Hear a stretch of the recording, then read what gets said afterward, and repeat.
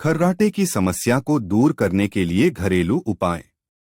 आप अगर पुदीन का तेल गुनगुने पानी में डालकर गरारा करें तो कुछ ही दिनों में खर्राटे की समस्या दूर हो जा सकती है।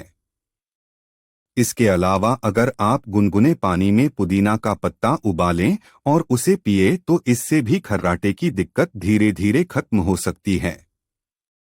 और आप एक गिलास गुनगुना पानी लें और इसमें 2 से 3 चम्मच दालचीनी का पाउडर मिलाएं। अब इसे पी लें। ऐसा कुछ दिन लगातार करें, अंतर महसूस होगा। आप लहसुन की एक कली रात में सोने से पहले गुनगुने पानी के साथ निगल लें। आपको खर्राटे से राहत मिलेगी।